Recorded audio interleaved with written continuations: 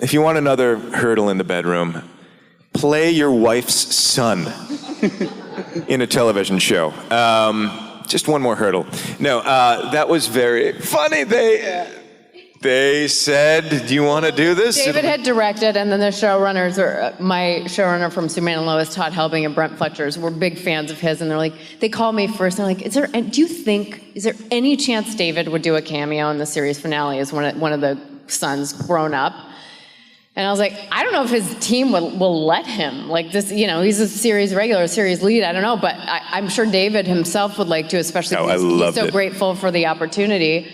Do you remember what I said to you? What? In the middle of a scene? Oh yeah, no, I was like, never do that again. The first time I'm sitting down at the table and the boys kind of transform into the grown-ups, and then he leans down and whispers in my ear. We're rolling, by the way. Hi, Mommy.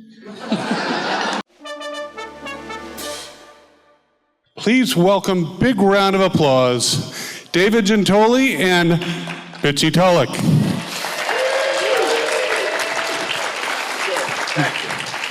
Thank you. Absolutely. Hi, guys. Glorious. And by the way, we do have a microphone over here, so when you want to ask questions of them, there is no better way to show your love than to ask some questions and stump them. I mean, that they will be able to answer for you. I know, Bitsie, you kind of answered this the first time around, but I'm going to try to put a little bit of a different spin on it. And for David, you didn't answer this at all because you weren't here before. That's correct. Yeah, I noticed that. But many fans found your characters very relatable. What are the characters that you find most relatable? Especially, before you really got into, say, on Grimm. Who do you most relate to? I would honestly go to some books. Like one of my favorite books is this novel called The Remains of the Day by Kazuo Ishiguro, and I found those characters just incredibly relatable and well written. Of course, that's a lot older. On television, I was really into My So-Called Life, because that was kind of my era, and I just thought the Claire Danes character was really relatable. And one of the things, I think part of why Grimm has remained so beloved, 8 years after it came off the air, is that Jim Calf and David Greenwald did a really good job at creating a show that people really believe, you're looking around, walking down the street, and you're like, is that a bloop bod? Is that an ice beaver? They did such a great job creating the mythology and the folklore, but also just creating this world where it could, it might be real. Who says it isn't? Well, we all don't have the special ability to see these particular creatures, so who did you find most relatable as characters? On the show? Actually, before the show, other shows. What characters did I relate to in my life prior to the show? Exactly. The Ultimate Warrior. I can see because similar physiques, obviously. I was like a wrestling guy. I liked Pee Wee Herman. Did I relate to Pee Wee? No. But it doesn't mean I didn't love him. People who ate on TV. I loved watching people eat pasta on TV. So Tony Soprano. Like someone who when people breathe only out of their mouth, like through marinara sauce, that I could relate with those folks. So just a whole variety, really. So when you watch like a cereal commercial, you could relate to the people eating the cereal? Not as much, because those were commercial actors. And no, I love watching people eat pasta and just struggling through a scene. Yeah, it's fun stuff. I have to ask, the way you said commercial actors, have you done commercials? I've done commercials. My first acting job ever was a Mervyn's commercial. It was a regional department store. Not from the East Coast, I don't think. But I remember I booked it, and I was flown up to San Francisco, and I thought I was just supposed to stand there in clothing, and they were going to take photos of me. And I realized it was not that. and it was like a dance sequence. And the ad people were there, and like the Mervyn's bigwigs, if there can be, were there. And they're like, dance. I'm like, now? They're like, just dance. I'm like, And so that was my first. I didn't know that. That was my first commercial gig, yeah. Did Pizza Hut as well. That was very marinara forward, so I was very happy. Yeah. I love when, especially, you don't know something about him and you find out on a panel. That is awesome. How about Mervyn's, man? Have you Crazy. done commercials, and what was your first? I did. I did one. It was the first. I got because I'm like, how do you break into the industry? The opposite of a nepo baby. And someone said, you got to get your SAG card. And I'm like, how do you do that? And they're like, well, usually it's commercials. I got a commercial agent. My very first audition was for a Nissan Cube commercial for Japan. I booked it. So the commercial agency was like, wow, this girl's amazing. Cut to, I just wanted my SAG card. And I was like, I'm done with you guys. Thank you so much. True Hollywood stories. So I did that. I don't think you could find it because again, it was a Nissan Cube commercial for Japan. But who knows how it would have gone after that. But I was really only in it for the SAG card. Okay. I was going to say something that was great. I was just, you ever know you're about to say something great and then it just evaporates? Well, I did it on stage just now. Something to do with Mervyn's. I don't know. But I could not believe I remember opening a check from Mervyn's. And I, at this point, was a apartment manager in a kind of a dumpy spot in LA. And I got a check, and it was like, I think $1,000 or something. And I did my first real double take. I'm like, what? Like, I'm getting paid that much to do this thing? It was very nice. It was a very nice moment in my life. So you did tons of commercials after that. I would have done everything. Yeah, Pizza Hut was big. I did a Dodge one. I did some, who knows? Yeah. But I did actually skip over the most important question. How are you guys enjoying this con? It's fantastic. Great. My dad lives in Connecticut, so I was excited to be able to, we were excited to be able to him? Yeah, basically kidnap him, and he's here, and we all had dinner last night, and I love being back on the East Coast. Right after, because I spent my formative years overseas, and then I lived in Westchester for middle school and high school. So it was fun when we were driving in. I'm like, oh, the White Plains. I used to go to that mall all the time in high school, like hit up Claire's and I don't know, all these other stores that are now out of business. What is Claire's? Is that like... I don't know, but they just declared bankruptcy for like the 18th time. Yeah, it's like a jewelry store. That's how I got my ears pierced. Went into a Claire's, pick out some little studs and they'd shoot them with a gun. Sorry, Claire's. You did your best. They're fine. And then somebody told me that the White Plains Mall is no longer, right?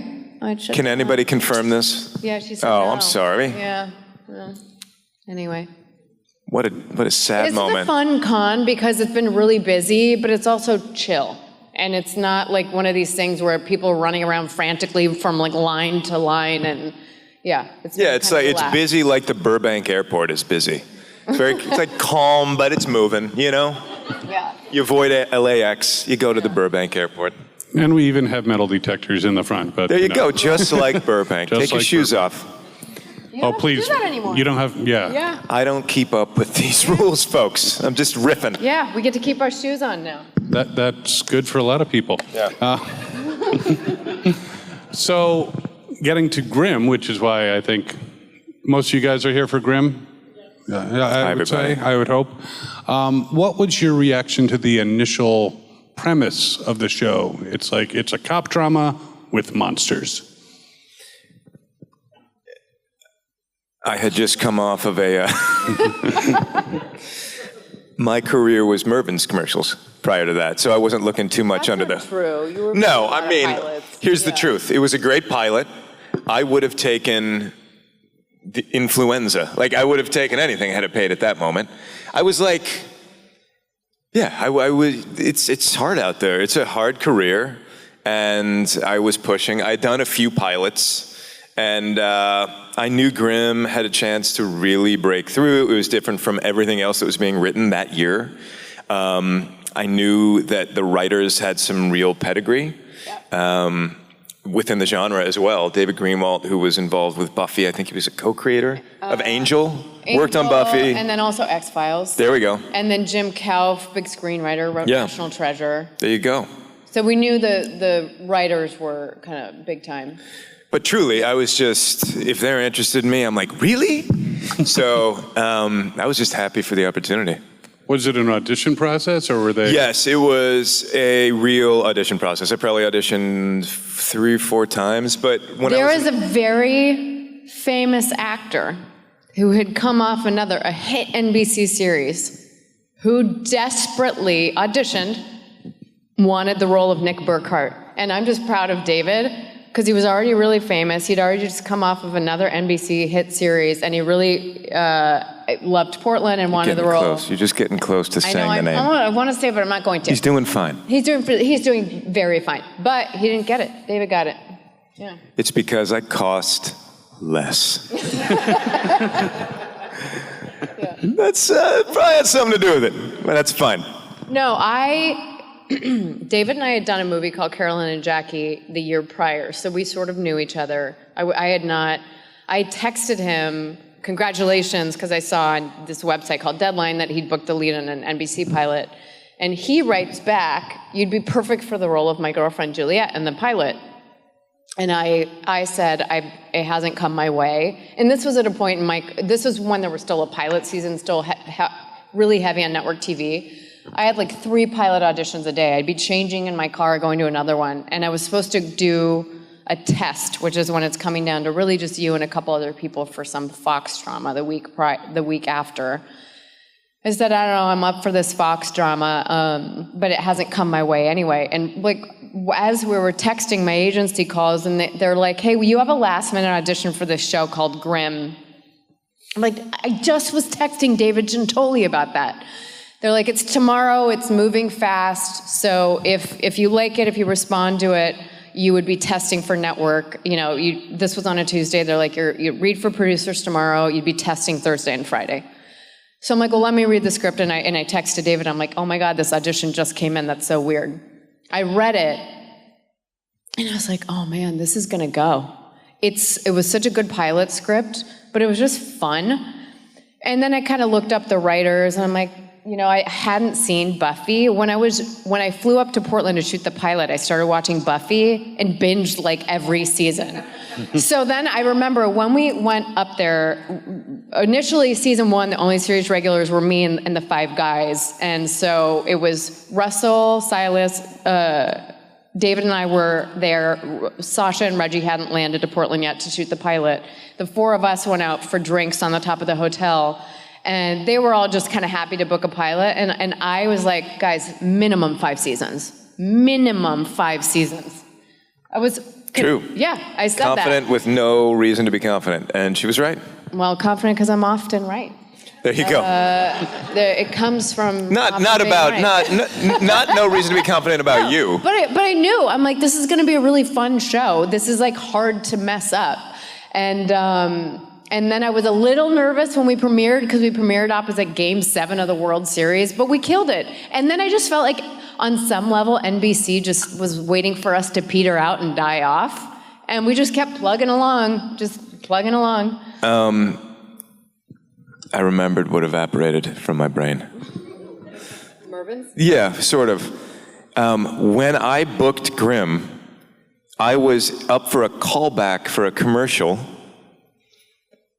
for a herpes medication. Now, not the kind of medication that gives you herpes. I don't think those exist. You get it in another fun way. But I was like, oh, I don't have to do the herpes medication commercial because I'm going to be on. All right, that's fine. Somebody else did and made gobs of money from it. I didn't know that either. Yeah. That's fine. I just remember in that audition for the herpes thing, it was just like, okay, the camera's like, here. They're like, okay, turn around. So I like turned around. They're like, now you have herpes. I'm like, all right. Now kind of, you're outside, kind of look off and just like think like, man, this herpes is like really bothering me. So I was just like, you know, I like was trying to be bothered by herpes in my head. And then I guess I crushed that. And yeah. But you didn't get it. The herpes? No, I did. But not the commercial itself. Yeah. I'm talking. Very I'm joking nice. around. We're going in all Or kinds am of I? Who directions. knows? I was just going to ask if they made you do a chemistry read together and how that Oh, went. this is very fun. So I had booked the role of Nick, and I got, for the first time, to like sit in and audition with other people for the other roles. And so I think there were about 3 or 4 actresses who they really were interested for Juliette. And you came in, you just crushed. She came in so confidently and clearly had ideas. That helps, but you also just crushed as an actor and were in it. And they wanted you to improvise at the end a little bit. I'm sure you don't remember this because when you're testing, you enter a different headspace. But you're just so fun and alive in a way that really no one else was. And yeah, we were very lucky to get you. And then 15 years later, I tricked her into still being my wife. So it was the start of something lovely. I'd say the chemistry went really well. So do you not have any recollection? As he said, you were in a different headspace? I mean, I remember chemistry reading. I remember, too, that there was someone they really, really liked for Juliette. That was not me. And when I auditioned that first time for producers before I went to network, I thought I was like, well, I know I did well as an actor, but I did the 2 scenes, and there was a group of like 12 people in the room. This was just the producer session that was the next day after David and I were texting, and I did the 2 scenes. They're online, I think. And they go, thank you. So I was like, yeah. All right. That feels great. Fuck off. No response. You know, so well then I go home and I tell my team, I'm like, well, that's not going my way. Thank God we have that Fox one, because I thought I did great, but there was no response. Well, it turns out, I think everyone in the room was like, oh my God. So Sean Hayes from Will and Grace, who was one of the executive producers of Grimm, calls my agent and says she's testing tomorrow. Tell her we didn't give her any notes because it was perfect, and tell her please do not change a single thing. So they didn't want to give me any adjustments because they I think were like, oh, we thought we had our Juliette, we were wrong. This is a Juliette. So that was like a bit of obviously a huge relief. But during the test, it was fun. We'd known each other. We'd done the movie. But I don't remember improvising. Network tests are really stressful because it's honestly, like when I booked this big HBO pilot, it was a room like this, full of executives just watching you audition, and you don't have the role. So everybody's scared. It's like meeting a black bear in the woods. Everybody's more scared than the next person, you know? Everybody's just scared of each other. There's stressful situations. It's like the head of the network, so there's a ton of executives there. They're just watching you. They're kind of up close. So you go to studio, so that was Universal. I did that on Thursday. That was probably 5 women, and then it gets whittled down, and then Friday was for network NBC, and that was probably 3 of us. And then I think I got the phone call probably that day, or that I got it. Yeah. Is that the fastest you've gotten a phone call after an audition, or? In Hollywood, it's a very slow no and a very fast yes. Yeah, when I booked the HBO pilot, Sarah Jessica Parker was producing it, and it was a huge auditorium at HBO, and it was a huge pilot. It was like a very expensive pilot. They were setting it up to be their next Sex and the City. It was a half-hour comedy about 3 women in politics in D.C. called The Washingtonian. Well, the panel for that will be next, so. But that was the most fun, because it came down to me and another girl. The other girl was let go. She started crying. I felt so bad. I was like, I can't watch this. I don't know why they're telling her this in front of me. We go back in for a chemistry read with the 3 finalists, and then everyone's in there, and then they're like, okay, thank you, girls, that was great, and we leave the auditorium, and then we just hear we hear, can I tell them? Can I tell them? And Sarah Jessica. And then Sarah Jessica, just fabulous, goes, stop! So we're kind of walking down the stairs and with like slow motion, she goes, I don't even remember the character names, like I don't know, Lucy, Claire, and Veronica. For example. Lucy, Claire, Veronica. And so we were all on the stairs, and so that's how we found out we got it. And then everyone was screaming and jumping up and down because it had been such a long casting process. They were trying to find these 3 women for like 6-8 months. So then she got to tell us, and then it was a very joyful moment that I'll never forget. Yeah, that was the quickest I found out I booked a role, because it was immediately after. Oh, wow, that's incredible. Yeah. Again, microphone here. I know you guys have questions, so please make your way over there. Here we go. All right. Yay, Barcelona. Barcelona. Barcelona? Hello. Hold on. Your instincts are correct. It is non-functioning. It's the human appendix. As you have been, in Grimm in so many seasons and changing directors in each episode, is it difficult for you to adapt to the new director, or it's quite easy? That's a very good question. So the dynamic with television and directors are, the cast is there for every episode. New directors, not every episode will have a kind of a stable of directors that come in and out, but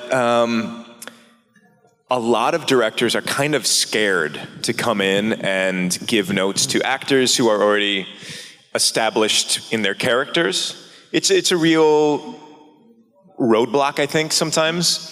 But every now and again, you would get a director who knew how to talk to actors, knew how to give directions, really inspired while we're, month 7 of no sleep, and can really breathe some new life into the show. So sometimes it would be really fun to have a young director or just an enthusiastic veteran come in and give us that shot of adrenaline. And sometimes someone would give a note, and I'm like, well, I'm never going to do that because you don't know what you're talking about, in my head. There was one director on Grimm I just couldn't stand. I'm not going to say his name. I only think he did 1 or 2 episodes, but part of the reason he just kind of only cared about the action sequences and not the interpersonal drama and the relationships with the characters. And from my point of view, I'm like, that's what fans really are into, is like the actors and the relationships between the characters. And you can kind of tell when someone's not that invested. Oh, fully. So I was not a huge fan of his. And then there was one director, and I was shocked. When he was directing, he did an episode of Superman and Lois. He was prepping his next directing job while he was doing Superman and Lois. So I was just thinking, this guy, he's not even present. And I remember people were being like, where's so-and-so? Where's so-and-so? I didn't even know where he was half the time. His episode was amazing. I don't know how he pulled it off. Yeah. You know who I'm talking about. I don't know how he pulled it off. But it depends. I think it varies from job to job. I know on Superman and Lois, they were kind of told Bitsie and Tyler know their characters well, so kind of just let them, free ball? Is that a word? Definitely not what you're looking for. Well, what am I thinking? Okay, so she was raised overseas. Even you know that is not the phrase. Yeah. So free style. Children can plug theirs. Free ball is when a man goes without underpants. Free style, free wheel. Definitely not. Yeah, I do this all the time. Can I say, she texted my mom. Like on a group chat, she's like, we were on a group chat with my sisters, my mom. She's like, oh yeah, I'm really gonna bust a nut. And I'm like, Bitsie, what were you trying to say in the group chat to my mom? She's like, hurry. I'm like, bust a move? Definitely not. Anyway, so English is a second language. Until David told me that, I can't tell you how many times I have texted someone if I'm running late, like, don't worry, I'm gonna bust a nut to get there on time. It's terrible. Okay. I had no idea. Anyhow, so that's where this question led us. Okay. Thanks so much. Gracias. Thank you so much. Wow. That's He let us great. free ball and... Okay, so my question is more sort of on a personal level, kind of. Totally. So do either of you believe in monsters, demons, and people that can actually see them that others cannot? I do not believe in that, but there's some weird things out there. I will say that people have different energies, and I'll clock things, and I'll be like, well, I don't need to go further with that person in life. Yeah. What about you? When I was raised Catholic, as were you, I was convinced that there was Satan and that he would chase me up if I didn't run fast enough from the basement to the first level of the house, that Satan was chasing me up the stairs. When I was younger, if it was dark, because like the light switch was only at the bottom of the stairs. What a horrible thing to do to a child. Yeah, so I'd have to kind of like, I'd have to turn off the light and then run up, and I was like, he's after me, he's after me. You need two. You need the one at the bottom and at the top. At the top, yep. Yeah. It's just for all you folks out there, city planners. Okay, go on. Yeah, but no, I agree with David. I think there's some people you just meet and you just get the heebie-jeebies. That's right? Yep, you crushed that one. There we go. You just saw the most authentic Bitsie Tulloch moment with that free ball thing. Great. Yeah. Very nice. Wonderful Thank you. question. Thank you. Come on up, sir. Okay. I have a question that's kind of a two-parter. Yes, sir. Number one, for both of you guys, what was your favorite episode to film? And also, for Elizabeth, I wanted to know, was it hard for you when you became estranged to play that role, or was it fun? Like when you became a Hexen Beast. Like when Eve or when Juliette became a Hexen Beast? I guess when she became a Hexen Beast, because it was initially like... Oh my God, no, I had so much fun. I was begging. By the end of season 1, I called the showrunners and I was like, can we make her more active? Because I'm very much not a passive person. And I felt like the character was really passive. And so I wanted something to happen to her. So the Hexen Beast turn was just fun. If you ask any actor, almost 9 times out of 10, they're going to say playing evil or playing the villain is more fun than playing the good guy. The Eve thing, I didn't see coming. I don't think they saw it coming. That was a fun twist, because then I felt like I really got to play 3 different characters on the same TV show. Juliette, Hexen Beast Juliette, and then Eve. Can I answer the... Yeah. The most fun, so I don't know where you are, sir. There you are. Shooting Grimm, it was fun, but it was a slog. We would be like, okay, is it sundown yet? We'll start our 12-hour day. And 17-hour day. sometimes.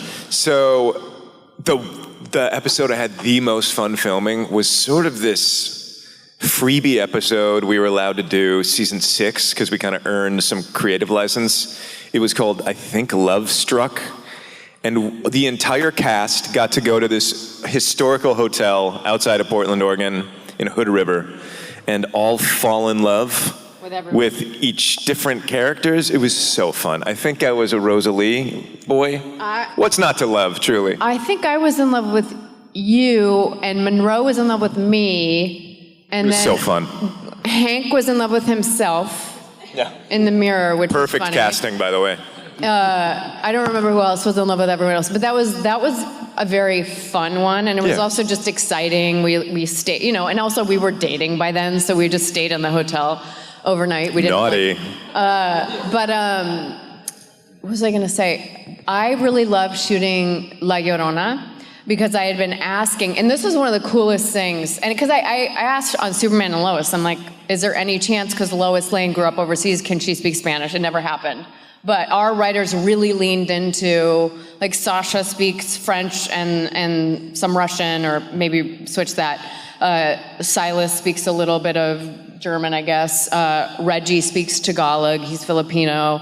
I spoke Spanish, and so anybody who could speak another language, they would incorporate that, and they did they kind of wrote an episode for Reggie, and La Llorona was sort of Juliette's chance to shine and speak Spanish. So You enjoyed that? Yeah, I had a lot of fun speaking it. But also, I was told the La Llorona, and if I'm not home by dark, La Llorona is going to get you. I grew up in South America and Spain when I was younger, so that was just a really fun episode. It was just for me. before the air tag existed. Parents would say, like, spirits would get you or something, just to get you home. Yeah. It's funny that you enjoyed La Llorona, because that was an awful experience for me. Did you have to go in the water? Oh, I had to go Tell in, them I'm not going to say that, but I just had to go into like a lake from like 2 a.m. to 7 a.m. No, a river, like, I don't know, a river. They found, this is terrible. They found, no, it's just awful. Listen. If you don't, I will. And Sometime there was a body in the river at the same time with us. It was very sad. Yeah. The whole thing stunk.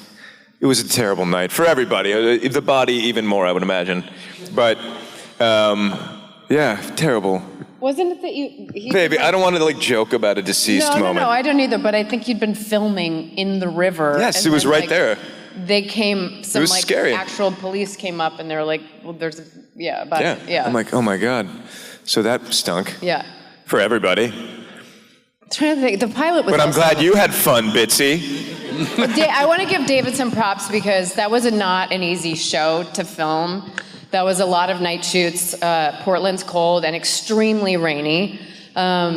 And David didn't even have a day off until like halfway through season 3. And we were shooting 22 episodes a season, so this is almost 10 months straight of filming. My DNA, I should have been 6'1", but because of Grimm, I stopped at 5'10".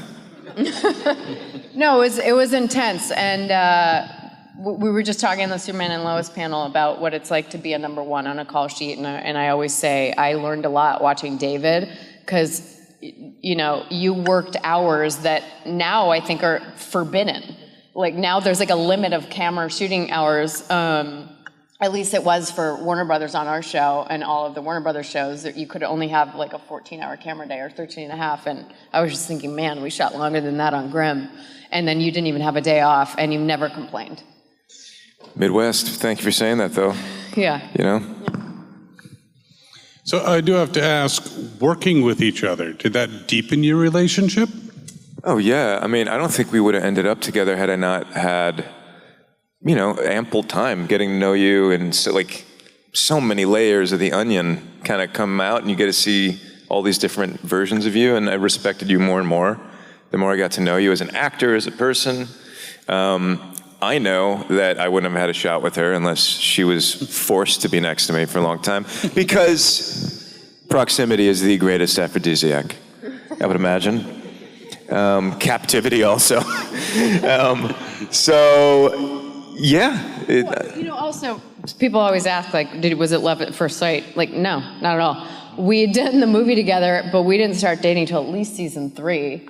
He had a girlfriend, I had a boyfriend. We were into, you know, we liked each other and we had a good working relationship and good chemistry on screen, but it took a while. And then even when we were dating, there was some trepidation about, what we shouldn't date. We shouldn't really go there unless this is going to be serious, because the executives once it's out of the station, guys, like there's no stopping that train. Yeah. I remember taking him around Portland because I was still in a relationship and he had broken up with his girlfriend, and basically was like styling you for other dates with women that you were going on. That's right. And then she accidentally styled me into someone she was attracted to. So to your significant others, just go limp, let them fashion you into whatever they need you to be. It works both sides of the aisle. Very nice, very nice. Before you were talking, to kind of switch gears, because I don't like to get too personal with people. I mean, if you want to get personal, it's really up to you guys. But you were talking about directors. Yes, sir. And you've been doing a bit of directing yourself. Did you direct episodes of Grimm? I did of Grimm. I tried to do more, but I did do that of Grimm. I got to direct her in Superman and Lois, and that was a thrilling and wonderful time for me.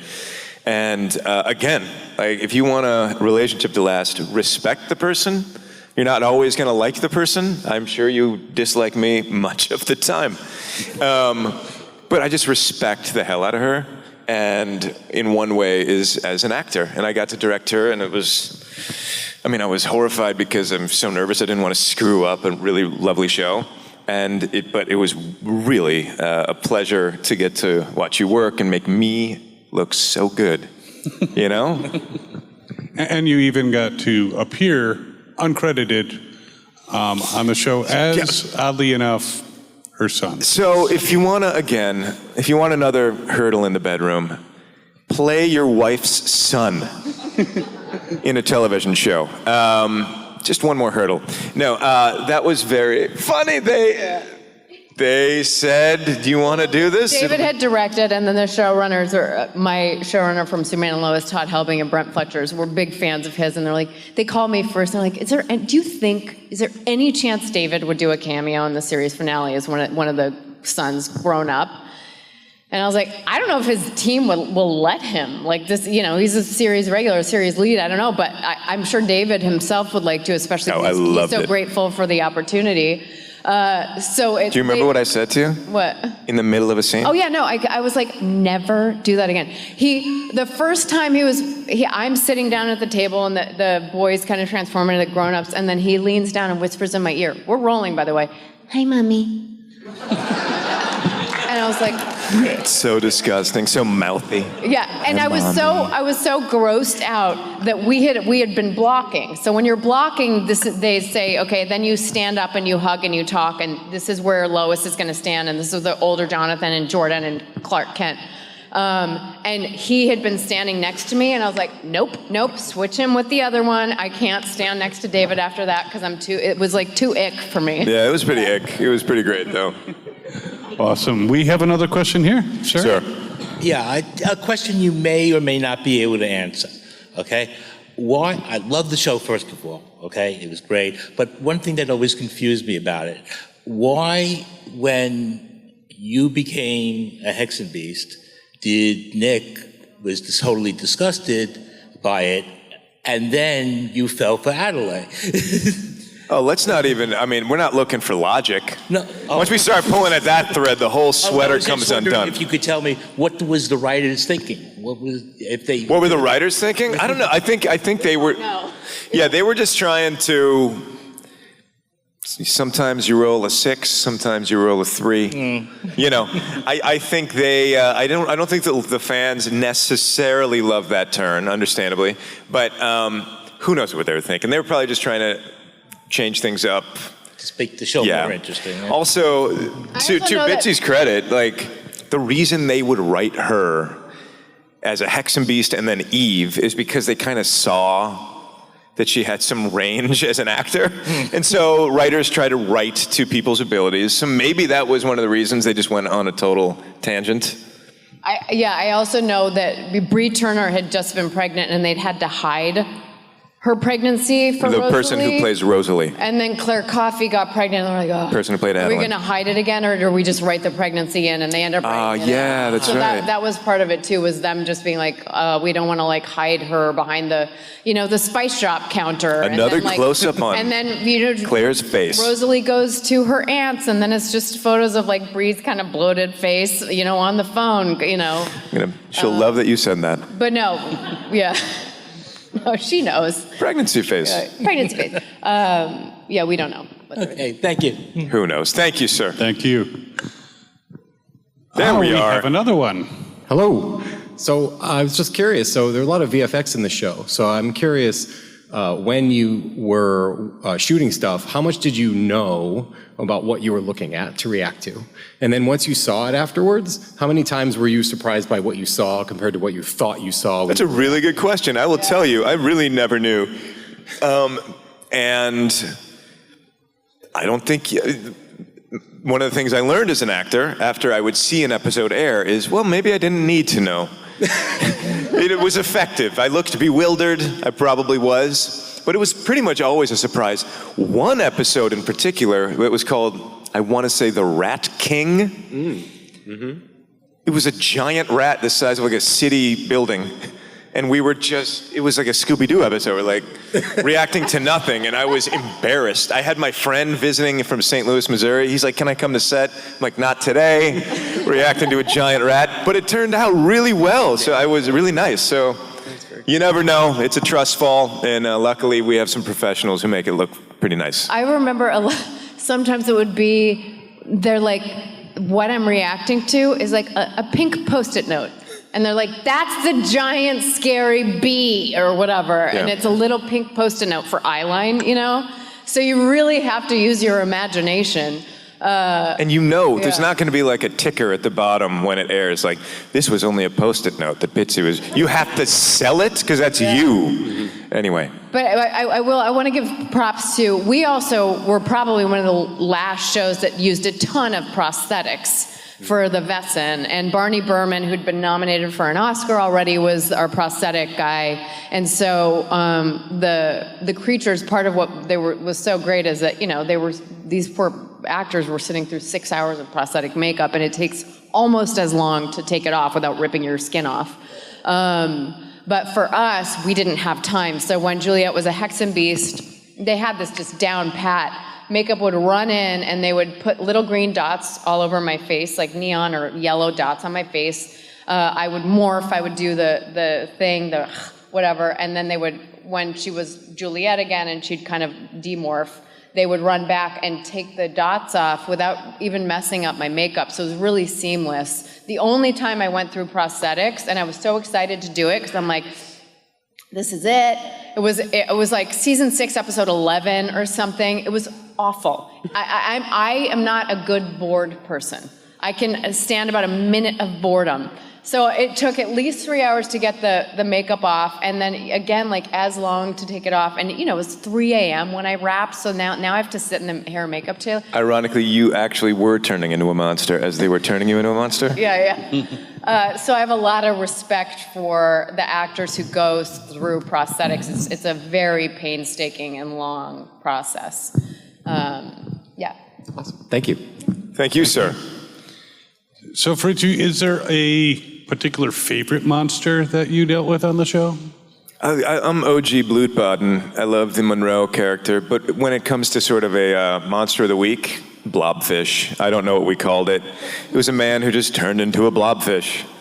And I don't know what he served for the show. I don't know what purpose. I don't know why he was there. I know it happened, and I know I appreciated it.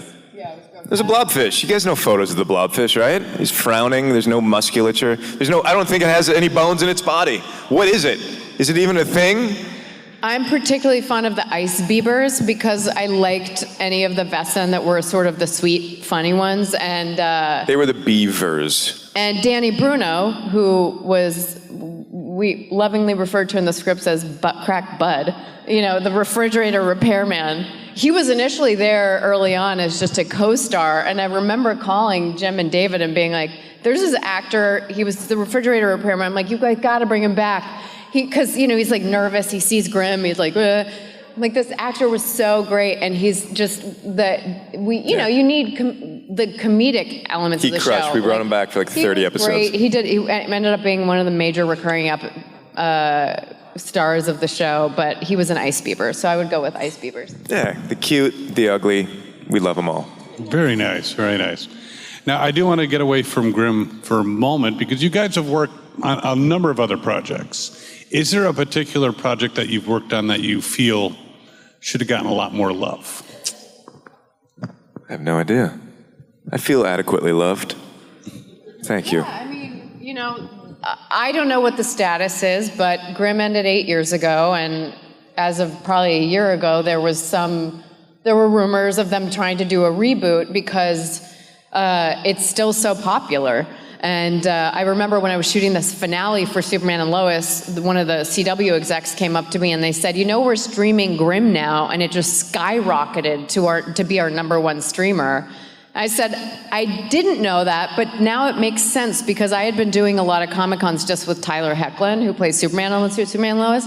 And I was coming home to David like, hey, all of a sudden I'm just signing way more Grimm stuff and doing way more photo ops for Grimm than I had been, you know, a couple years prior. And I'm like, I don't get it. I don't know why. And then when she said that, I'm like, that's why. And so, and I guess Peacock is trying to, or I don't know. Yeah, someone's getting money to write scripts. Yeah. That's all I know. I hope it happens. Very nice. Any projects coming up that you can discuss? Well, David's on a show right now. I have a movie coming out called Nichols that comes out in January, and I recently finished filming a movie called The Pirate King, which was really fun with Billy Lord and Jordana Brewster, Rob Riggle, Matt Barr. That was a great experience. And then David, in addition to directing now, is on one of ABC's new hit shows called High Potential. Yeah. It's a fun show, guys. And I finally saw it after I was in it. Like, this is a good one. This is a good show. Yeah, thank you. Well, that is my awesome. agent's spouse. Nice. Yeah. Connections. Well, guys, it has been awesome. Thank you so much for spending this time with us. I just want to tell you guys, thank you so much for being here. And also, we're taking off around 4, so we're going back to our tables now till about 4, but after that, they're cutting us off. So if you want autographs or selfies, now would be a good time. Guys, and you're the best. Again. Thank you so much. Give them a big round of applause, please. Thank you. Thank you, guys. This is John Glover, and you are watching Fandom Spotlight. Be sure to like, share, and subscribe. Lionel Luther recommends it. Have some fun. Follow your fandom.